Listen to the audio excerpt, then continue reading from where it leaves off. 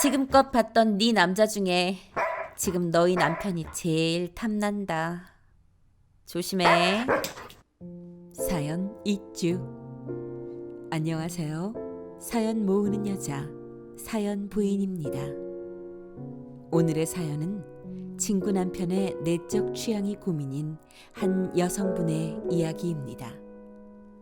안녕하세요. 저는 서울에 살고 있는 34살의 주부 김지은입니다. 아이를 낳기 전까지는 결혼정보회사에 다니고 있었는데 두 아이를 낳고 3년 정도 쉬었고 이제 새로운 직장을 다니려고 준비 중입니다. 저에게는 애증의 관계에 있는 친구가 하나 있습니다. 그 악연은 15년 전에 시작되었죠. 고등학교 2학년 같은 반 옆자리에 앉게 된 그 친구와 첫 눈이 마주치는 순간 통한다는 느낌을 받았어요. 우리는 정말 잘 맞았습니다. 지은이와 지현이, 이름도 비슷했던 우리는 늘 붙어 다녔고 척하면 착, 눈빛만 보아도 아는 사이가 되었죠. 하지만 너무 잘 맞았던 걸까요? 남자 보는 눈도 비슷했어요. 동방신기 오빠들을 같이 따라다닐 때는 괜찮았는데 그게 현실 남친이 될 수 있는 선배를 좋아할 때는 얘기가 달라지더라고요. 나 고백할 게 있어. 어제 현우 오빠랑 영화 봤어. 현우 오빠? 방송반 현우 오빠? 응. 어떻게? 어떻게 너랑 영화를 봐? 우리 같은 교회 다닌다고 말했잖아. 어제 교회 끝나고. 헐. 아, 우리 엄마가 교회 가지 말라고 막지만 않았어도. 그래서 그게 다야? 아니, 사귀자고. 뭐? 네가 어떻게 나한테 이럴 수가 있어? 미안해. 근데 내가 먼저 좋아했잖아. 오빠도 나 좋아하는 것 같다고 말했는데 네가 안 믿었잖아. 그래도 그렇지. 이건 말도 안 돼. 제 첫사랑이 베프와 사이를 갈라놓는 장애물이 될 줄은 몰랐어요. 제가 사랑과 우정 사이에서 갈등하고 있는 사이 3개월쯤 지났을까 현우 오빠가 말하더군요. 나 고3이잖아. 아무래도 공부에 집중해야 할 것 같아. 네, 차인 거죠. 차라리 잘 됐다 싶었습니다. 아직은 사랑보단 우정이 더 중요하다는 생각이 들었거든요. 그런데 어느 날 못 볼 꼴을 보고 말았습니다. 지은아. 지은아, 잠깐만. 그게 아니라. 너 뭐야? 네가 어떻게 현우 오빠랑... 아니야, 오해야. 내 말 좀 들어봐. 오빠랑 같은 독서실에 다니게 됐는데 휴게실에서 몇 번 마주쳤고 얘기를 하다가 좋아하는 음식이 비슷해서 야식 먹으러 몇 번 다녔다. 뭐 그런 얘기였어요. 말도 안 되는 핑계였죠. 애초에 저랑 같이 잘 다니던 독서실을 그만두고 다른 곳으로 옮긴 것부터가 이상하잖아요. 그렇게 우리 우정은 첫 번째 위기를 맞았습니다. 그러나 그 위기는 오래가지 않았습니다. 지은아, 오빠가 고3이라 공부해야 한다고. 2달이 좀 지나 지연이가 울면서 미안하다고 찾아왔거든요. 철없는 고등학생들이 그렇게 한 남자에게 나란히 차이고 난 후 우리는 무슨 전우애가 생긴 것처럼 다시 친해지게 되었습니다. 뭐 그럴 만한 나이였으니까요. 참, 고3이라 공부해야 한다고 저희를 찬 현우 오빠는 재수해서 강원도 원주에 있는 땡땡 대학교에 갔습니다. 저와 지연이는 대학까지 같은 곳으로 가게 되었어요. 서울에 있는 대학으로요.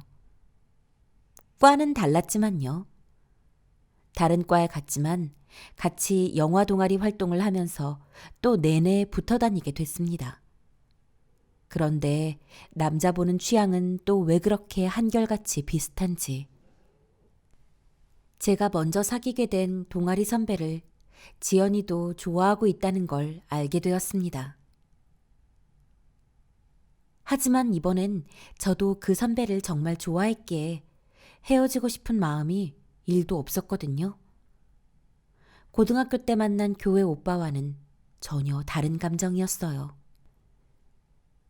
군대 간 그 선배를 끝까지 기다릴 생각이었고 결혼까지 하려고 맘먹고 있었다고요.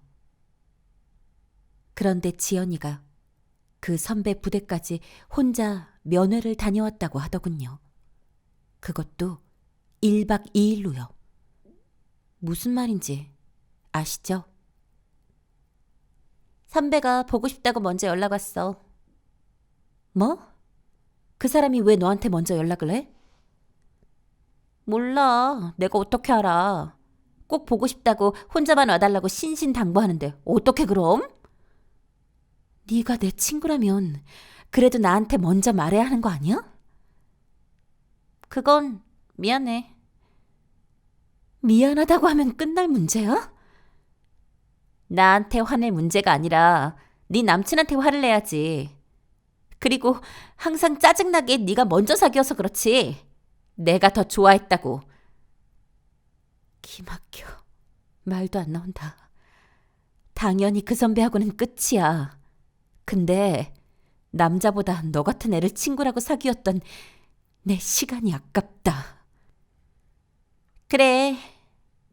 뭐 나도 이렇게까지 된 마당에 우정이 남아있을까 싶다. 근데 오히려 너 나한테 고마워해야 할 거야. 그건 또 무슨 소리야? 너 선배랑 결혼하고 싶다고 그랬지? 그럴 만한 남자는 아니야. 넌 하던 대로 공부나 열심히 해. 난 결혼할 만한 남자 계속 찾을 거니까. 그게 무슨 말이냐고. 그런 게 있어. 곧 알게 되겠지. 아무튼 잘 살아라.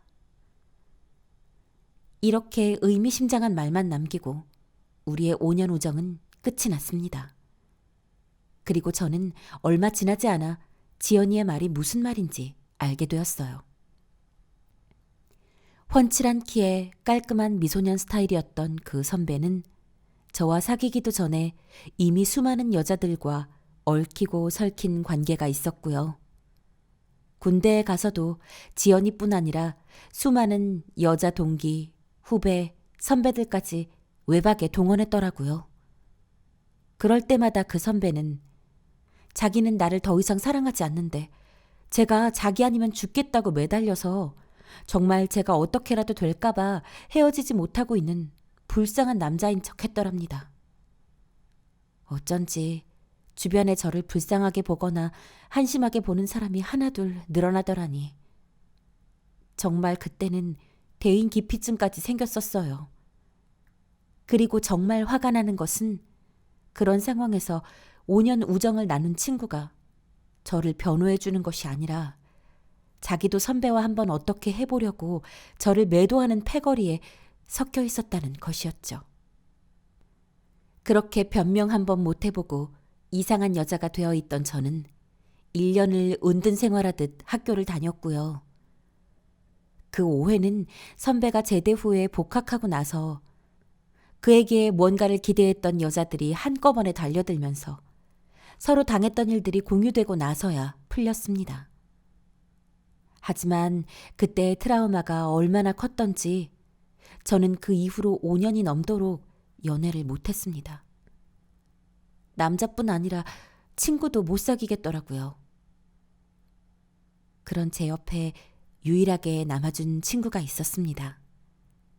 과 동기였는데 제가 우울해지거나 심각해질 때 싱거운 농담 메들리로 혼을 쏙 빼놓던 친구였죠. 그 친구의 지지 덕분에 사람들의 시선이 덜 무서웠고 무사히 대학도 졸업할 수 있었어요. 그렇게 좋은 친구가 어느 날 남자로 보이더니 어느새 남편이 되어 있었습니다. 저는 그렇게 꿀같은 신혼을 보내고 있었는데요. 정말로 오랜만에 지연이에게서 전화가 걸려왔어요. 잘 지내지? 웬일이야? 우리가 안부 묻고 지낼 사이는 아니잖아, 이제. 너무 까칠하게 그러지 마. 그땐 그 선배가 정말 불쌍할 정도로 너 때문에 힘들다고 자기가 너한테서 도망칠 수 있게 도와달라고 그랬었다고. 뭐?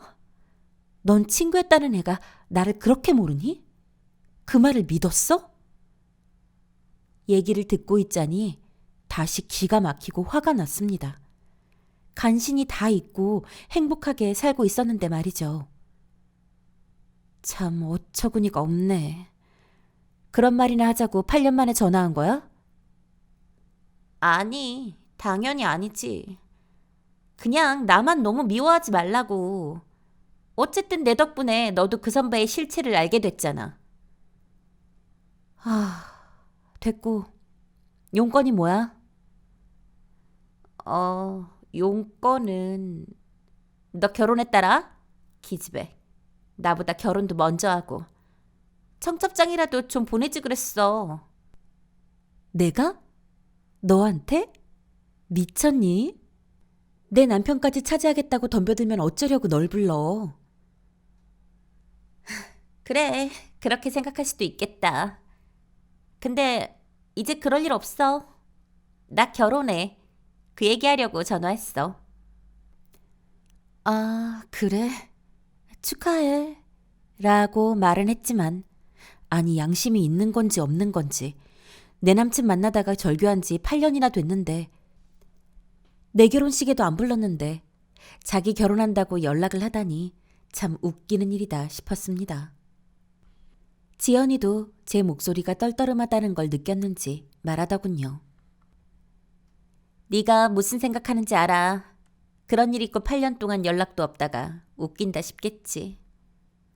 근데 너도 알다시피 내가 친구가 많은 편은 아니잖아. 하객을 사도 되지만 사실 좀 사기도 했어. 그래도 진짜 친구한테 축하받으면 좀 더 좋을 것 같고 그래서. 염치 없는 것. 그래도 그렇게까지 말하니 좀 안 됐다 싶기도 하더라고요. 하객을 샀다고? 진짜로? 뭐 친구역 조금. 정말로 하객을 사는 사람이 있구나. 말로만 들었지. 그러게. 나도 내가 그 말로만 듣던 사람이 될 줄은 몰랐지 뭐야. 그렇게 말하는 목소리가 슬프게 들려서 마음이 쓰였습니다. 그래, 뭐 청첩장이라도 보내봐. 어쨌든 너도 성공했다. 그렇게 결혼해서 애 낳고 알콩달콩 사는 게 꿈이라고 노래를 부르더니. 그래, 성공했지. 너보다는 늦었지만. 열심히 선보고 다녔다는 얘기는 들었어. 아, 대한민국은 너무 좁아. 뭘 그런 소문까지 돌아. 진작 나한테 오지 그랬어. 나 결혼정보회사 다니잖아. 치, 그럼 진짜 염치 없는 년이지. 아무튼 이 남자는 선 봐서 만난 남자는 아니야. 동호회에서 만났어. 그렇게 오랜만에 회포를 풀듯 통화를 마무리하고 모바일 청첩장을 받았습니다. 다이어트를 많이 했는지 보정을 잘한 건지 사진은 늘씬하고 예쁘게 잘 나왔더라고요. 그런데 신랑 얼굴이 묘하게 낯이 익었습니다.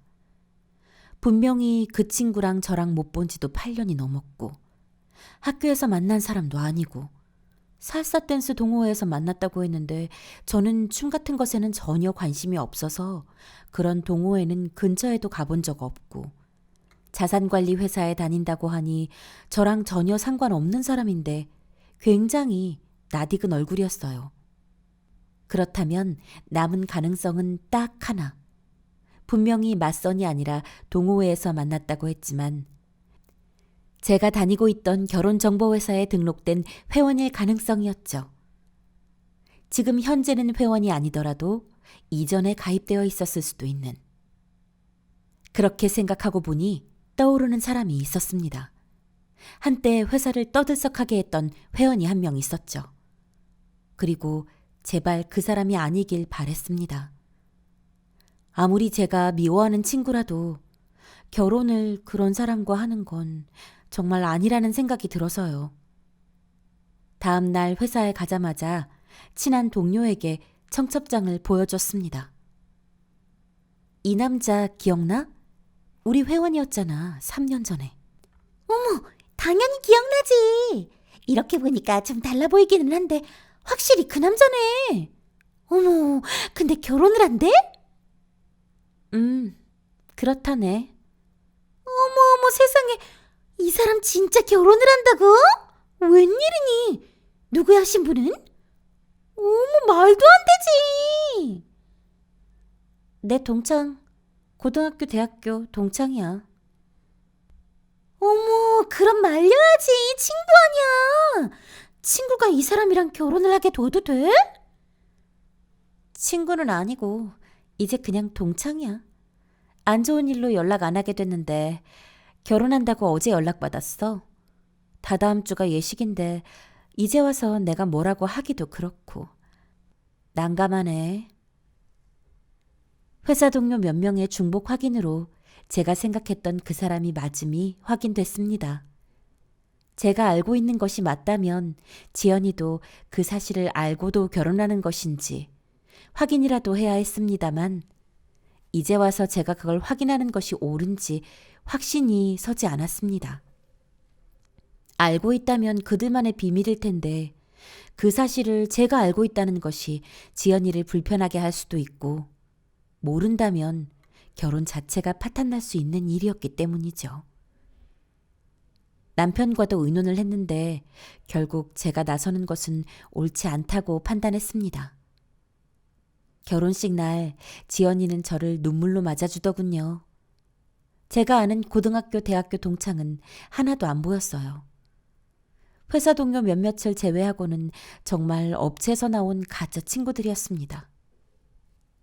저한테 한 짓을 생각한다면 지금 이 상황이 사이다였습니다만 좀 안 돼 보이기도 했습니다. 그리고 그래서인지 예식 내내 행복해 보이기보다는 좀 슬퍼 보였어요. 아무튼 그 결혼식 이후로 저는 지연이를 용서해 주기로 했습니다. 더는 미워하면 안 될 것 같은 마음이 들었거든요. 그리고 제가 알고 있는 것이 틀리길 바랬어요. 이건 진심입니다. 그리고 저는 곧 큰아이를 낳았고 연년생으로 둘째를 낳았어요. 친정엄마도 시어머니도 다 일을 하고 계셔서 육아를 도와주실 수 없어 독방 육아를 하자니 정말 죽을 맛이었습니다. 집 밖으로 꼼짝도 할 수 없는 생활이었습니다. 혹시 아이를 계획하고 있는 분이 계시거든 연년생은 절대로 안 된다고 말씀드리고 싶습니다. 쌍둥이가 아이 하나 키우는 것에 4배는 힘들다고 말하던데 연년생은 8배는 힘들다고 단언합니다. 아무튼 제가 그랬다는 얘기고요. 제가 그렇게 꼼짝도 못하고 애들한테 매여 있으니 지연이가 종종 저희 집에 찾아왔습니다. 시댁이 좀 산다는 것은 이미 알고 있었지만 실로 대단한지 포땡땡을 몰고 와서는 옷이며 가방이며 질투가 날 만큼 비싼 명품들로 치장하고서 말이죠. 하지만 기쁘게도 올 때마다 저희 아이들 선물로는 비싸서 저희는 사줄 엄두도 못 내는 좋은 것들로 사오곤 했습니다. 그리고 저희 애들을 너무 사랑스러운 눈으로 보곤 했죠. 문득문득 지연이의 눈빛에서 우려했던 친구 남편의 안부가 궁금하기도 했지만 연년생의 아이들은 잠시도 제가 생각을 이어가게 두지 않았습니다. 그리고 얼마 전 저희 둘째 돌잔치 날이었어요. 둘째는 좀 조촐하게 하려고 가족들만 모이려고 했는데 지연이가 기어이 자기도 끼어야겠다고 하기에 초대를 했습니다. 어쩔 수 없이 신랑도 친한 친구 부부를 초대하고 가까운 친척 몇 분 더 모시는 자리가 되었죠. 저희 남편은 정말 다정한 사람이라 저와 아이들을 살뜰히 챙기느라 자기는 제대로 먹지도 못하고 움직여서 제가 시어른들 뵙기가 민망할 지경이었어요. 직접 만든 아이 돌기념 영상까지 감동적이어서 눈물이 나왔습니다. 그 감동은 저만 느낀 게 아니었나 봐요. 지연이가 서러워 보일 정도로 흐느끼고 있었습니다. 그리고 밖에서 남편과 말다툼을 하는 것 같더니 남편이 먼저 집에 가버리더군요. 당황스러워서 지연이를 좀 달래보려는데 이미 술도 상당히 마신 상태라 잘 수습이 되지 않았어요. 할 수 없이 아이들을 친정 부모님과 남편에게 부탁하고 지연이와 둘이 남았습니다. 그리고 드디어 얘기를 듣게 되었습니다. 먼저 제가 알고 있던 지연이 남편의 이야기는 이렇습니다. 제가 다니던 결혼정보회사에 지연이 남편을 등록시킨 건 그분의 부모님이셨어요. 집안도 좋고 남자 조건도 좋아서 저희들한테는 SSS급 멤버였죠. 사실 저희 같은 회사까지 찾아오실 필요도 없는 스펙이었습니다. 처음에는 저희도 이보다 더 좋은 회원은 없다며 활발하게 소개를 했습니다. 그런데 남자분이 번번이 퇴짜를 놓았고 적극적으로 응해주시지 않았어요. 그래서 참 골치 아픈 고객이 되어버렸죠. 그렇게 2년 정도를 심술 부리듯 하다가 드디어 맞선 자리에 나가주셨는데 다음 날 상대 여성분에게서 분노의 항의 전화가 왔습니다.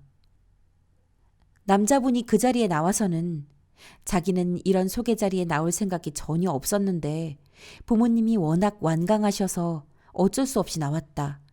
당신한테는 미안하지만 이렇게라도 해야 부모님이 포기하실 것 같아 이런 방법을 쓰게 되었다. 그러면서 한 남자분을 동행했다고 합니다. 자기는 여자를 만날 수 없는 사람이라며 그 자리에서 그 남자와 입을 맞추고는 그대로 레스토랑에 있던 그 호텔 룸을 잡아 올라갔다는 겁니다. 그 얘기는 회사를 발칵 뒤집어 놓았고 그분은 바로 블랙리스트에 올라버렸습니다. 그런데 그런 사람이 지연이와 결혼을 했으니 그 사람의 취향이 문제라는 말이 아니라 지연이는 정말 이성을 좋아하는 취향이니까요. 그제서야 저는 지연이의 입을 통해 그 결혼의 전말을 듣게 되었습니다. 살사동호회에서 그 남자를 처음 봤을 때 지연이는 첫눈에 반했다고 해요. 첫눈에 반하는 건 정말 잘하는 친구거든요. 그래서 가까워지려고 노력했답니다. 티나게 관심을 표현하기도 했는데 영 눈길도 주지 않길래 그 남자가 친하게 지내는 친구들을 공략했대요. 많이 쓰는 방법으로 관심 있는 사람의 주변을 먼저 공략하는 방법을 쓴 거죠. 그 방법이 먹혔는지 어느 날 그 남자에게서 연락이 왔대요. 그리고 만나자고 하기에 기쁜 마음으로 나갔는데 친하게 지내던 그 친구와 함께 있었다더군요. 자기의 작전이 들켰나 민망해하던 차에 남자가 자기는 취향이 남다르니 관심을 갖지 않는 것이 좋을 것 같다고 말했대요. 그러고 보니 그동안의 몇몇 이상한 행동들이 이해가 되더랍니다. 아무튼 창피하기도 했지만 어차피 그렇게 된 거 호기심도 생겨서 친구가 되자고 했다네요. 남자도 처음에는 이상하게 보는 듯 하더니 지연이가 워낙 쿨하게 나오자 그렇게 하자고 했고 종종 셋이 어울려 놀기도 했답니다. 그렇게 보내던 어느 날 남자가 심각하게 지연이의 결혼관에 대해서 물었대요. 그때까지 연애는 꼬이기만 했고 수십 번의 맞선에서도 실패했던 지연이가 마지막으로 좋아한 남자가 바로 취향이 남다른 그 남자였고 이젠 제대로 된 사랑은 기다리기도 지치고 아무나 돈 걱정 없이 살게만 해준다면 결혼할까 한다고 농담 반으로 말했는데 그 남자가 진지하게 그럼 자기랑 결혼하는 게 어떻겠냐고 했대요. 나랑 결혼을 하자고? 그게 가능한 얘기야? 네가 사랑을 원하는 게 아니라 돈을 원한다면 내가 좋은 선택이 될 수도 있어. 무슨 말이야? 우리 부모님이 날 결혼 못 시켜서 안달이 나셨거든. 진작에 내 취향에 대해 알고 계시는데도 인정을 못 하시겠는 거지. 여자랑 결혼하래. 그래야 돈을 보태주시겠대. 요즘 우리 회사가 좀 많이 어렵거든. 아, 진짜 돈 때문에 여자인 나랑 결혼하겠다고? 미안. 그냥 말해볼 때가 너밖에 없었어. 거기까지 들었으면 뺨이라도 한 대 올려 붙이고 자리를 박차고 나왔어야 하는데 박봉의 고된 직장 생활도 지치고 30이 넘도록 어차피 제대로 된 남자도 못 만나봤고 뭔가 새로운 모험에 뛰어들고 싶은 마음도 생겼다네요. 근데 여자랑은 아예 안 돼? 그럼 아이도 안 낳아? 아이를 좋아하는 지연이가 조심스럽게 물었는데 그 부분에 대해서는 정말 단호하게 선을 그었대요. 난 결혼만 원해. 아이도 다른 것도 안 돼. 내 사생활에 간섭하는 것도 안 돼. 대신 네가 정말 괜찮다면 나도 너의 사생활은 신경 쓰지 않을게. 물론 경제적인 지원도 충분히 해주고. 그 얘기를 듣고 일주일 정도 고민하다가 경제적으로 지원해주면서 사생활에 신경 쓰지 않는다면 꽤 좋은 조건일 것 같아서 그 계약 결혼을 하기로 했다는 얘기였습니다. 하객을 돈으로 산다는 것도 말로만 들었지 실제로 본 건 처음이었는데 계약 결혼은 그야말로 드라마에서나 나오는 얘기 아니었나요? 그런 지연이가 신기할 지경이었습니다. 그런데 문제는 다른 곳에 있었습니다. 나는 정말 아니라고 생각했고 아니길 바랬는데 난 사실 그 사람을 사랑해. 이렇게라도 그 사람 곁에 있으면 매일 나를 보고 나랑 같이 있으면 나를 좋아해 줄 수 있지 않을까 생각했었어. 지연이의 숨겨둔 마음에 계약 결혼이라는 말을 들었을 때보다 더 충격을 받았습니다. 사랑이라는 게 변하는 거잖아, 원래.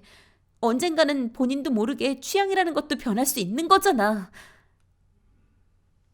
그럴 수도 있겠지.